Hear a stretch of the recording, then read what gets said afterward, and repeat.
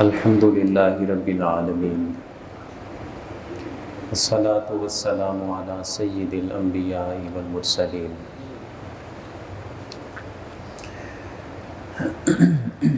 معزز اور لائق عزت احترام سامعین و حاضرین،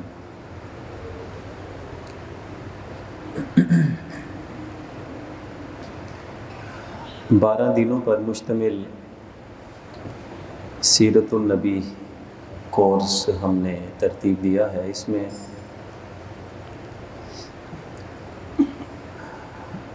جملہ انبیاء کرام اور خاص طور پہ حضور سید عالم صلی اللہ تعالی علیہ وسلم سے متعلق جو عقائد ہیں انشاءاللہ وہ ہم سمجھیں گے،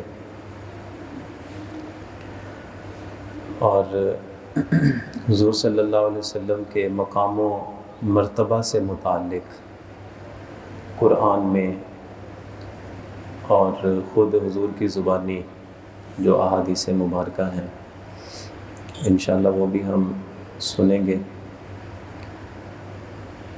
اور زیادہ فوکس جو ہمارا رہے گا وہ حضور صلی اللہ علیہ وسلم کی سیرت مطہرہ کے حوالے سے ہوگا۔ اور سیرت کی مختلف جہتیں ہیں، تو ہم کوشش کریں گے روزمرہ زندگی میں ہمیں جو معاملات درپیش ہیں اس سے متعلق ہمارے نبی کریم صلی اللہ علیہ وسلم کی تعلیمات کیا ہیں۔ انشاءاللہ یہ ملے جلے بیانات ہیں، ان 12 دنوں میں ہم سنیں گے اور سمجھیں گے۔ آج کا جو ہمارا پہلا درس ہے اس میں ہم انبیاء کرام کے حوالے سے کچھ بنیادی عقائد ہیں وہ سمجھیں گے کہ قرآن عزیز میں اللہ تعالیٰ نے اپنے انبیاء کا تذکرہ کس انداز میں کیا ہے، تاکہ ہم بھی جب کسی بھی نبی کی شخصیت سے متعلق، کسی بھی نبی کے مقام و مرتبے سے متعلق ہم بات کریں، کسی کو کوئی واقعہ سنائیں، تو ہم نے انداز کیسا اختیار کرنا ہے، لفظ کیسے استعمال کرنے ہیں۔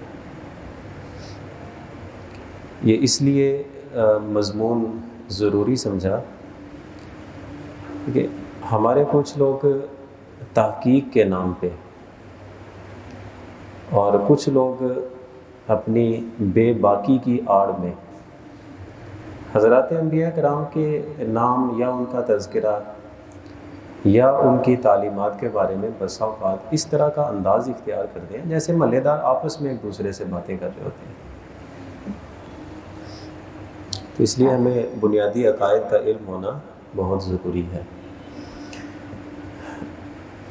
اس موضوع سے متعلق سب سے پہلا عقیدہ جو ہمیں سمجھنا چاہیے وہ یہ ہے کہ اللہ جل شانہ کے جتنے بھی انبیاء ہیں، حضرت آدم علیہ السلام سے لے کر حضور سید عالم صلی اللہ علیہ وسلم کی ذات گرامی تک سارے انبیاء معصوم ہیں۔ معصوم کا مطلب یہ ہوتا ہے کہ نہ تو کبیرہ گناہ ان سے ہو سکتا ہے اور نہ کوئی صغیرہ گناہ ہو سکتا ہے۔ اللہ نے اپنے سارے انبیاء کو معصوم بنایا اور پھر ان کی عصمت کا ذکر خود خداوند قدوس نے قرآن میں کیا ہے۔ عصمت کیا ہے؟ میں نے عرض کیا کسی بھی درجے کا گناہ ہو، اللہ کی نافرمانی ہو، کسی بھی انداز میں ہو، کسی نبی سے نہیں ہو سکتی۔ انسانوں میں اگر ایک بندہ بے گناہ ہو، دوسرا بندہ آ کے اس کی گواہی دے دے، ہم کہتے ہیں کہ گواہی قبول کر لیں، لیکن انبیاء کرام کی ذوات کریمہ وہ ہستیاں ہیں کہ خداوند قدوس نے ان کی عصمت کا بیان کیا۔ ارشاد فرمایا وما ارسلنا من رسول الا لیطاع باذن اللہ، ہم نے جو بھی رسول بھیجا ہے، مبعوث کیا ہے، وہ اسی لیے کیا ہے کہ اللہ کے حکم سے اس کی پیروی کی جائے۔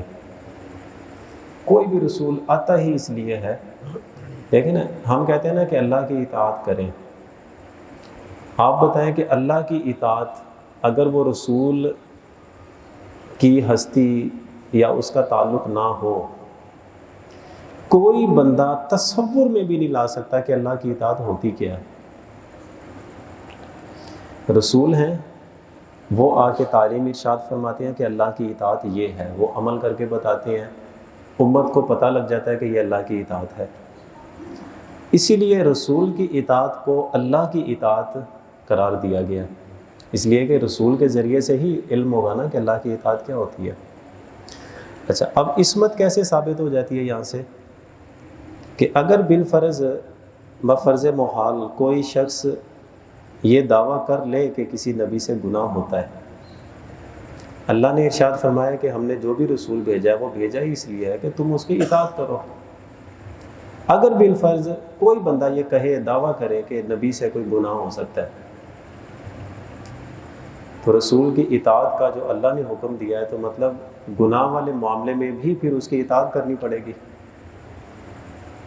یہ تو سارا نظام ہی خراب ہو جائے گا۔ تو اس لیے اللہ تعالیٰ نے اپنے انبیاء کو ہر قسم کی نافرمانی سے، گناہ سے معصوم شخصیت اور ہستی بنایا ہے۔ اسی لیے بنایا ہے تاکہ لوگوں کو اطاعت کرنے کا جو حکم دیا گیا ہے ان کا اطاعت کرنا ٹھیک رہے۔ تو یہ پہلی میں نے بنیادی بات آپ کے سامنے پیش کی کہ تمام انبیاء کرام سب معصوم ہیں، کسی نبی سے کوئی گناہ نہیں ہے۔ اچھا، آپ دیکھیں نا، ایک یہی جو میں چیز عرض کر رہا ہوں کہ جتنے نبی ہیں سارے بشر ہیں اور سارے مرد ہیں، انسانوں میں ہوئے ہیں۔ اب انسان جب کسی کیفیت میں ہو، خوشی کی کیفیت میں ہو، تو بسا اوقات خوشی کی کیفیت میں بندے نے وہ کام نہیں کرنا ہوتا عام نارمل ایک روٹین میں، لیکن خوشی میں آ کر وہ کچھ زیادہ ہی وہ باتیں کر جاتا ہے، یا زیادہ ہی کسی کو تحائف دے دیتا ہے، زیادہ ہی وہ خوشی کے ماحول میں وہ باتیں نہیں کرنی ہوتی وہ بھی کر جاتا ہے۔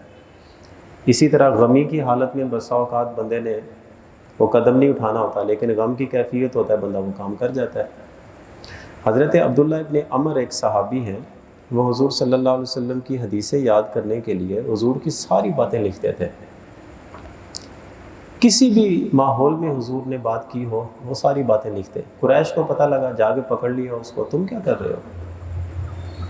ہر قسم کی باتیں لکھ لیتے ہو، تمہیں نہیں نظر آتا کہ حضور صلی اللہ علیہ وسلم بشری حالت میں ہیں؟ اور اس بشریت کا تقاضا یہ ہے کہ غم کی حالت میں بسا اوقات بندہ غم کی حالت میں ایسی بات کر جاتا ہے جو نہیں کرنی چاہیے، یا خوشی کی حالت میں بندہ بعض اوقات اپنے جذبات پہ قابو نہیں رکھ سکتا، تم ساری باتیں لکھ لیتے ہو۔ چنانچہ انہوں نے کیا کیا کہ وہ باتیں لکھنا چھوڑ دی۔ حضور صلی اللہ علیہ وسلم کو اس بات کا علم ہوا، آپ نے پوچھا کہ عبداللہ ابن عمر لکھتے کیوں نہیں؟ انہوں نے وجہ بیان کی کہ حضور اس طرح لوگوں نے مجھے منع کیا۔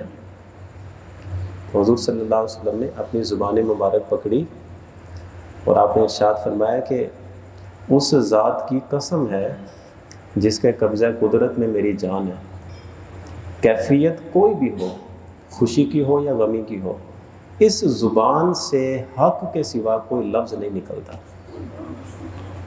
جو بھی نکلتا ہے حق نکلتا ہے۔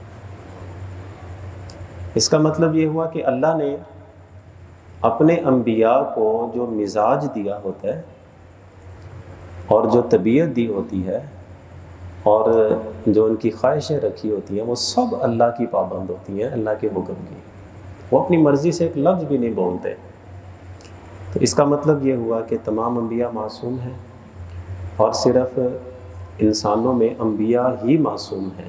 انبیاء کے علاوہ کوئی بھی، چاہے وہ انبیاء کے بیٹے ہی کیوں نہ ہو، الا یہ کہ جو نبی ہیں انبیاء کے بیٹوں میں، یعنی ایسی اولاد جو نبی نہیں ہے، انبیاء کے گھر والے کیوں نہ ہوں، انبیاء کے صحابی کیوں نہ ہوں، انبیاء کے اولیاء کیوں نہ ہوں آگے اس کی امت میں، انبیاء کرام کے علاوہ کوئی معصوم نہیں ہے، اور دوسری مخلوق فرشتے ہیں جو معصوم ہوتے ہیں۔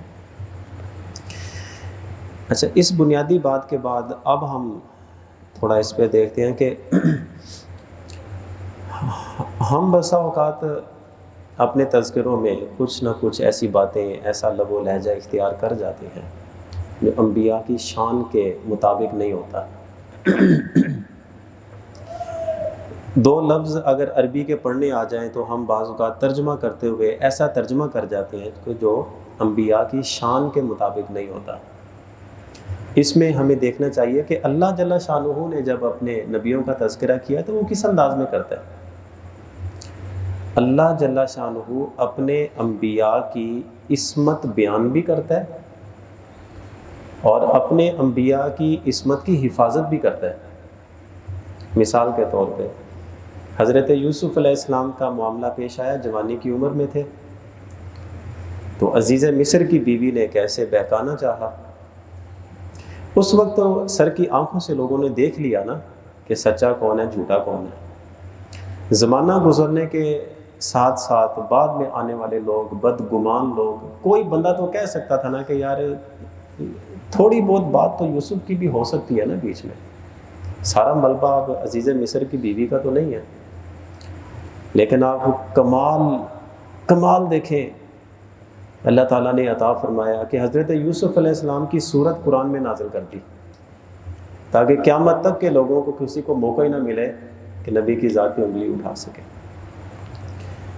حضرت عیسیٰ علیہ السلام کو اللہ نے نبوت اور رسالت عطا فرمائی، تہمت لگ گئی ان کی والدہ پہ، اب اس تہمت کا اثر حضرت عیسیٰ علیہ السلام کی ذات پہ بھی آنا تھا، اور یہ اللہ کے نبی ہیں، اللہ کے رسول ہیں۔ تو اللہ جل شانہ نے سورہ مریم میں حضرت بی بی مریم کی پاک دامنی بیان کر کے ثابت کر دیا کہ حضرت عیسیٰ علیہ السلام کے نسب میں کوئی طعن نہ کرے۔ یعنی اللہ نے کس طرح اپنے نبیوں کی عصمت کی حفاظت کی ہے۔ پھر ہمارے نبی کریم صلی اللہ علیہ وسلم کا معاملہ دیکھ لیں، محض کسی بندے نے کہا کہ یہ تو شعر و شاعری کرتے ہیں، اللہ نے قرآن عزیز میں ارشاد فرمایا ما ہوا بقول شاعر، یہ کسی شاعر کا کلام نہیں ہے جو ہمارے نبی بیان کر رہے ہیں۔ کسی نے کہا کہ مجنون ہو گئے ہیں، یعنی معاشرے کا بوجھ اتنا ہے کہ عقل سلامت ہی رہی، ارشاد فرمایا ما صاحبکم بمجنون۔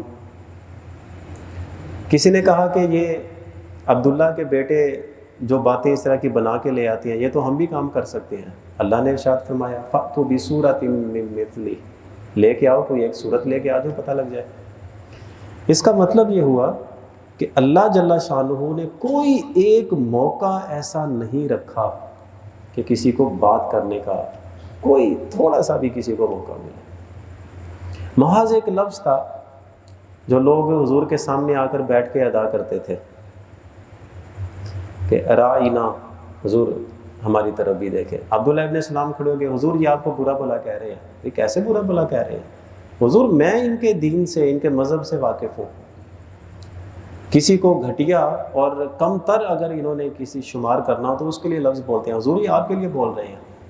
اچھا، اب وہاں پہ ایک تنازع بن گیا، وہ لوگ کہیں ہماری گستاخی کی نیت نہیں ہے، یہ کہیں کہ نہیں تمہارے ہاں کسی کی گستاخی کرنے کے لیے یہ تو لفظ استعمال ہوتا ہے۔ اللہ جل شانہ نے کیا فرمایا؟ لا تقولوا راعینا، جس لفظ سے ادنا سی گستاخی کا پہلو نکلتا ہے وہ لفظ بولنا ہی چھوڑ دو۔ وقولوا انظرنا، آج کے بعد رائنا کا لفظ نہ بولنا، یہ کہنا کہ انظرنا یا رسول اللہ، حضور ہماری طرف نظر رحمت فرمائیے۔ اس کا مطلب یہ ہوا کہ اللہ تعالیٰ نے انبیاء کرام کی عصمت کی حفاظت بھی کی ہے، عصمت کا بیان بھی کیا ہے، اس لیے جب بھی کسی بھی نبی کا نام لیں ہمیشہ ادب سے، احترام سے۔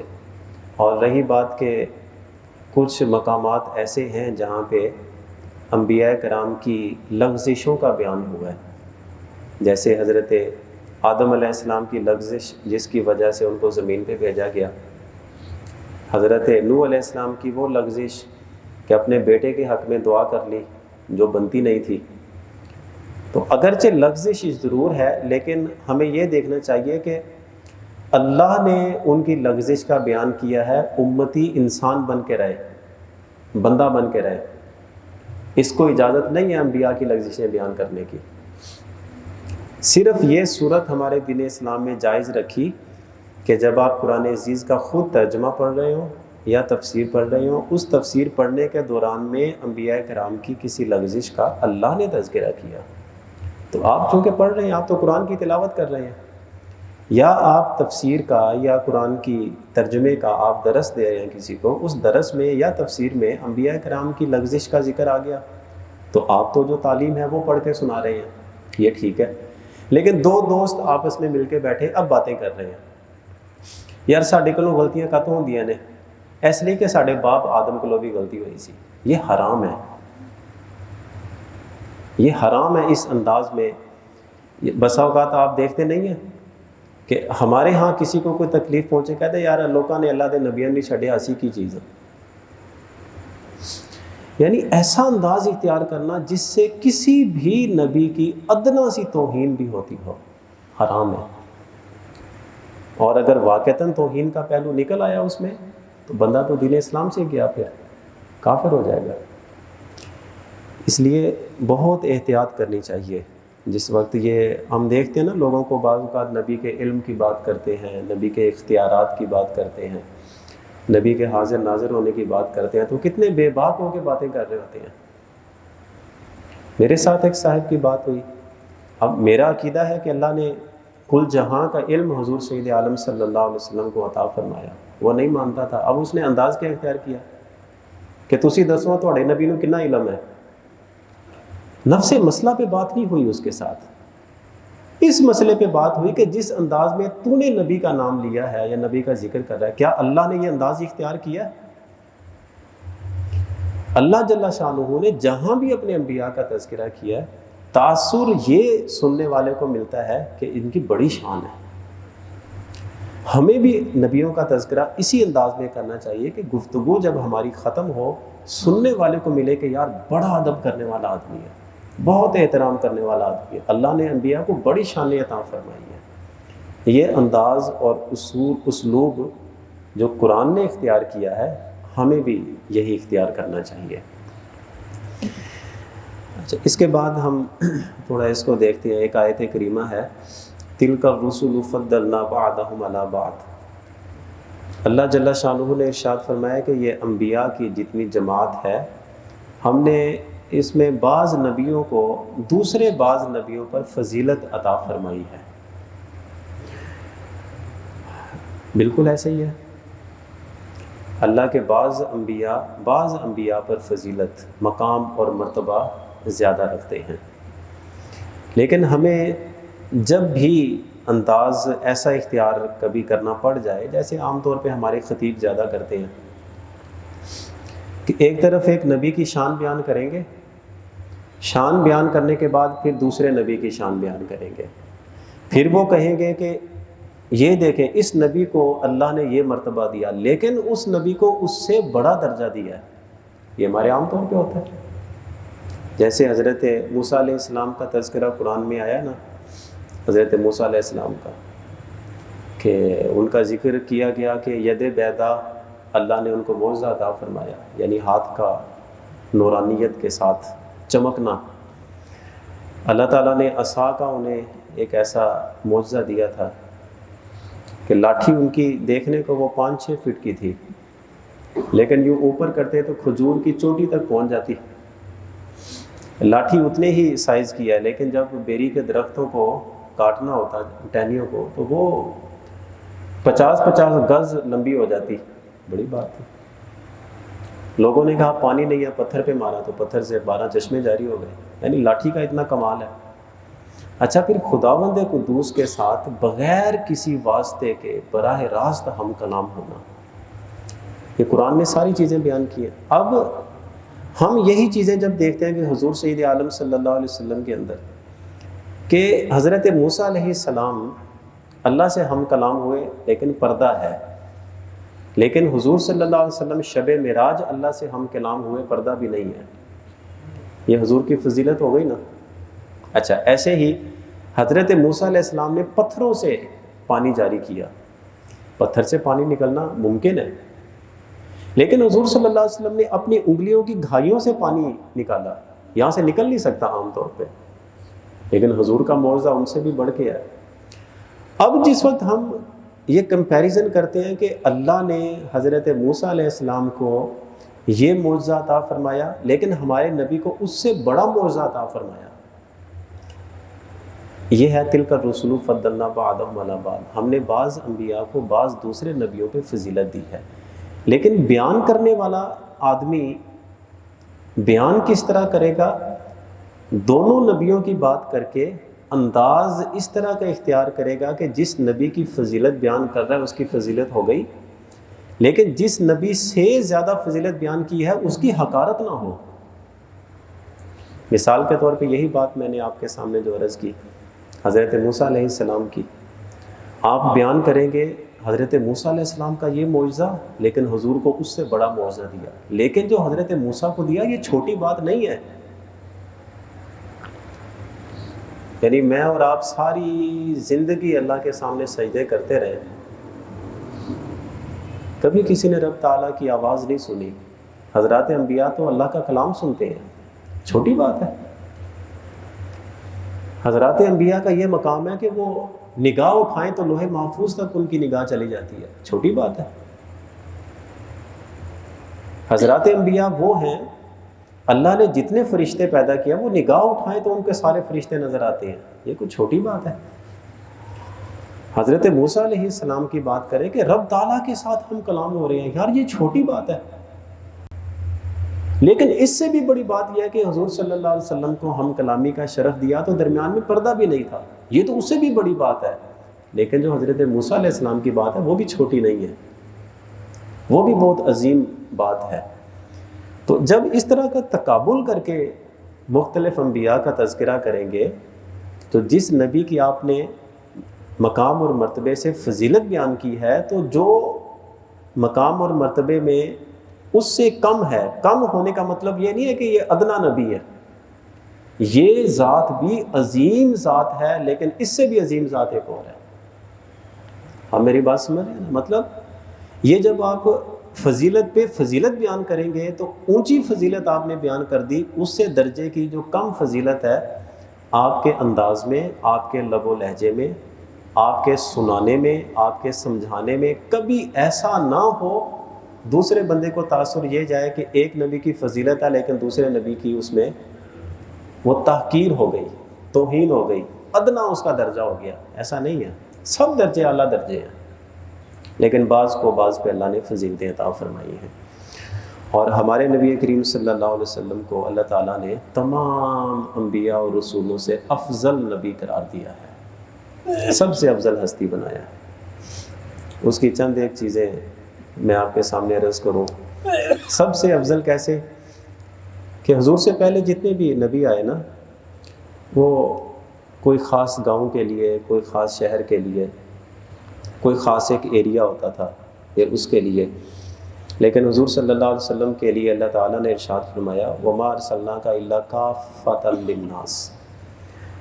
اب جتنی بھی انسانیت قیامت تک آنے والی ہے، چاہے کسی بھی ملک کی ہو، کسی بھی زبان کو سمجھنے والی ہو، اے نبی تمہاری رسالت ساری انسانیت کے لیے ہے، اور ایسی رسالت، عالمگیر رسالت کسی اور نبی کو نہیں مل سکی، اللہ نے حضور کو عطا فرمائی ہے۔ باقی سب کی رسالت بھی عظیم رسالت ہے لیکن حضور کی رسالت سب سے عظیم ہے۔ اور دوسری بات یہ اللہ تعالیٰ نے ارشاد فرمایا وَمَا أَرْسَلْنَا مِن رَّسُولٍ إِلَّا بِلِسَانِ قَوْمِهِ۔ اللہ نے جس نبی کو جن لوگوں کے لیے رسول بنا کے بھیجا ان لوگوں میں جتنی بھی زبانیں رائج ہوتی ہیں اس نبی کو ساری زبانیں آتی ہیں۔ اس کا مطلب کیا ہے کہ حضور صلی اللہ علیہ وسلم کی رسالت پہلے سمجھ لیں، اس کے بعد ہم دیکھتے ہیں کہ زبانیں پھر حضور کو کتنی آتی ہیں۔ حضور صلی اللہ علیہ وسلم نے ارشاد فرمایا ارسلت الی الخلق کافہ، اللہ کی جتنی بھی مخلوق ہے اللہ نے سب کی طرف مجھے رسول بنا کے بھیجا، چاہے وہ انسان ہے، چاہے وہ فرشتے ہیں، چاہے وہ نباتات، جمادات، عالم اشجار، کتنے 18,000 کم و بیش مخلوق، سب کی طرف حضور کی رسالت ہے۔ اس کا مطلب یہ ہے کہ انسانوں میں جتنی بھی زبانیں رائج ہیں نبی کو سب زبانوں کا علم ہے، چرند ہیں پرند ہیں، جو جس زبان کی بولی بولتا ہے حضور کو ساری بولیاں آتی ہیں۔ اسی لیے تو اونٹ اگر حضور کے پاس آ کے آواز لگائے تو اس کے مالک کو بلا کے آپ فرماتے ہیں کہ اونٹ کو چارہ کم دیتے ہو، کام پورا لیتے ہو۔ بھیڑیا اگر حضور کے سامنے آ کر بیٹھے تو آپ صحابہ کو فرمائیں کہ میاں یہ کہتا ہے کہ سال میں جس کے ریوڑ ہیں تو سال میں ایک ریوڑ میں سے ایک جانور مجھے چپ کر کے دے دیا کریں، وہ اجازت مانگنے آیا، ٹھیک ہے؟ یعنی حضور ان کی باتیں سن رہے ہیں۔ اچھا، فرمایا کہ میں اس پتھر کو بھی جانتا ہوں جس کے پاس سے گزرتا تھا تو مجھے سلام پیش کرتا تھا۔ یعنی یہ جو مقام و مرتبہ ہے یہ صرف حضور کو ملا ہے صلی اللہ علیہ وسلم۔ اور پھر حضور صلی اللہ علیہ وسلم کی ذات عالیہ وہ ذات ہیں کہ اللہ تعالیٰ نے حضور کو نبی القبلتین بنایا ہے، دونوں قبلوں کا نبی۔ اولاد ابراہیم میں 2 قبلے آئے ہیں نا، حضرت اسماعیل اور ان کی اولاد نے بیت اللہ شریف کو آباد کیا، حضرت اسحاق علیہ السلام اور ان کی اولاد میں جتنے بھی انبیاء ہوئے، کم و بیش 70,000 سے زیادہ انبیاء ہوئے، کم و بیش، ان سب نے بیت المقدس کو آباد کیا۔ شب معراج حضور نے جا کے بیت المقدس میں امامت کرائی، فتح مکہ پہ موقع پہ حضور نے بیت اللہ شریف امامت کرائی۔ اس کا مطلب ہے وہاں بھی حضور کی امامت ہے، یہاں بھی حضور کی امامت ہے، اور یہ منصب اللہ نے صرف حضور کو عطا فرمایا۔ پھر ختم نبوت کا جو منصب ہے یہ صرف حضور کو ملا ہے۔ پھر قیامت کے بعد کے اعزازات دیکھیں، سب سے پہلے اللہ کی بارگاہ میں کلام کرنے کا اذن حضور کو۔ قیامت کے دن صرف ایک جھنڈا ہوگا، لوائے حمد، وہ صرف حضور کے پاس ہوگا۔ ادھر میدان معاشر میں صرف ایک حوض ہے پانی کا جسے حوض کوثر کہتے ہیں، وہ صرف حضور کے پاس ہے۔ شفاعت کبریٰ کا حق صرف ایک شخصیت کو ملنا ہے اور وہ حضور صلی اللہ علیہ وسلم کے پاس ہے۔ آپ اندازہ لگائیں، یعنی اعزاز کیا ہے کہ کوئی بندہ آ کر اگر یہ کہے کہ محمد بن عبداللہ کے بیٹے کا انتقال ہو گیا، اب اس کا تو دین شین ہر چیز ختم ہو جائے گی، کچھ بھی باقی نہیں رہے گا۔ اللہ سورہ کوثر میں ارشاد فرمائے اِنَّ شَانِئَکَ هُوَ الْأَبْتَرُ، آپ کو یہ تانا دینے والا کہ نسل ختم ہو گئی، اس بندے کی نسل نہیں چلے گی، اس کو ختم کر دیں گے۔ اور قدرت نے دکھایا، یزید نے کتنے جتن کیے تھے نسل مصطفیٰ کو ختم کرنے میں، لیکن دونوں شہزادوں کی نسل آج تک دنیا میں باقی ہے۔ یزید کا ایک بیٹا، اللہ نے اسی بیٹے پہ نسل ساری ختم کر دی، چلی نہیں آگے۔ یہ اعزاز اللہ نے دنیا اور آخرت کے صرف حضور کے لیے رکھے۔ پھر آخری بات میں عرض کروں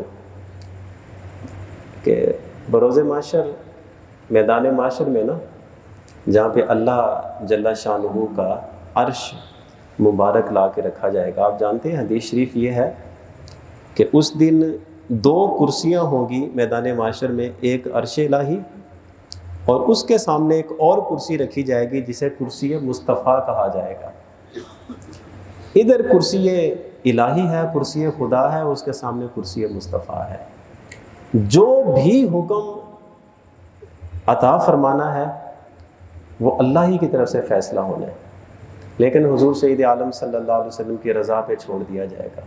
اے میرے نبی، جس کے لیے شفاعت کرتے جاؤ گے اس کو بغیر کسی حساب کے یا حساب کے بعد آپ کی شفاعت کرنے سے اس بندے کو ہم جنت عطا فرما دیں گے۔ یہ اعزازات صرف حضور سید عالم صلی اللہ علیہ وسلم کے لیے رکھے۔ اور اس سے ہمیں درس کیا ملتا ہے، جس سے ہمارے اگلے درسوں کی بھی بنیاد پڑے گی۔